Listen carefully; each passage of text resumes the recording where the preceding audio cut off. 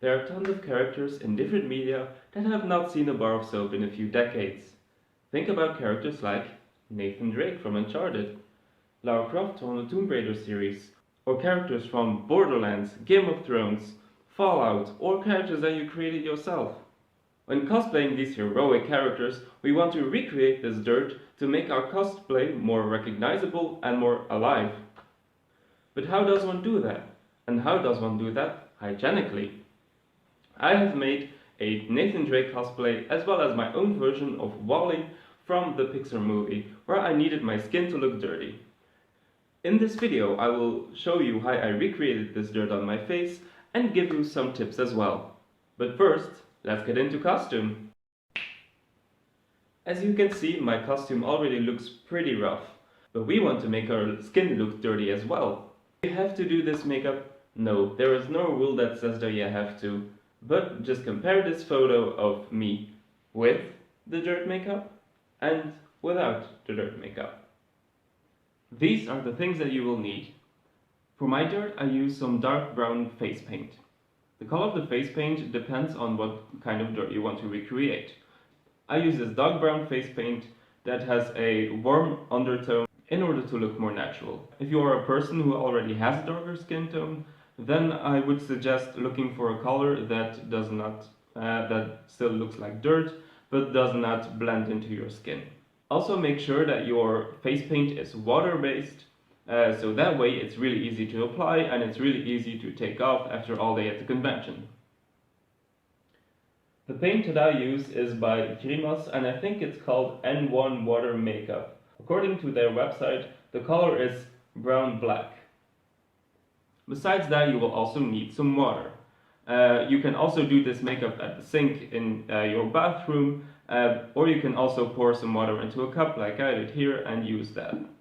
Lastly, you will also need some makeup sponges. I use some cheap disposable sponges from Goldielocks. To begin, I wet the sponge and activate the face paint. When applying this makeup, I pay attention to three main points. 1. The areas that stick out. 2. The areas that get the most use. And 3. The random spots. We will start with the face. So first, the areas that stick out. On my face, those are my nose, my cheekbones, my chin, and my ears. So let's apply some dirt there.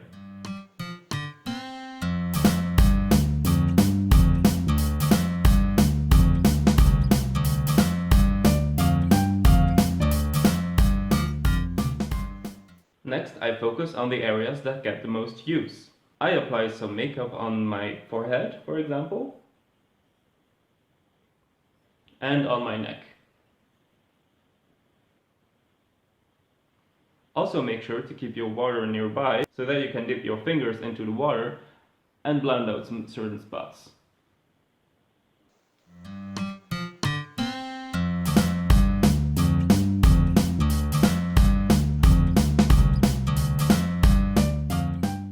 And lastly, you want to apply some random spots. Dirt does not have a pattern, so just have fun with it.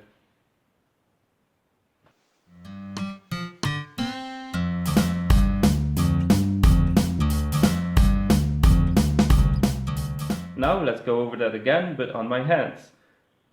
The areas that stick out are this bone on my wrist, my knuckles, and my fingertips.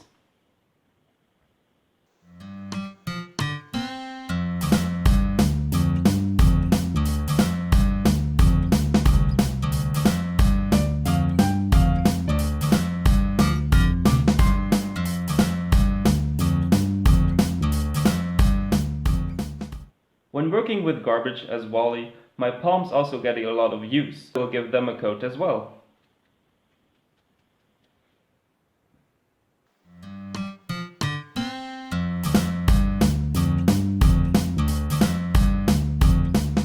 Lastly, I add some random spots to break up the pattern.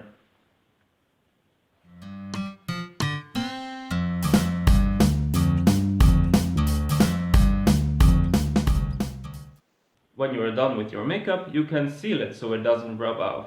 I use this NYX Matte Finish setting spray to set the makeup in place.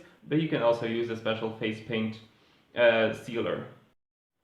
Voila! You're pretty much done with your makeup. Easy! Now I will give you a few tips to keep in mind when you make yourself dirty. 1. Use reference photos of your character and of other dirty people to use as a reference. This will make your costume more recognizable and more natural. 2. Don't overdo it.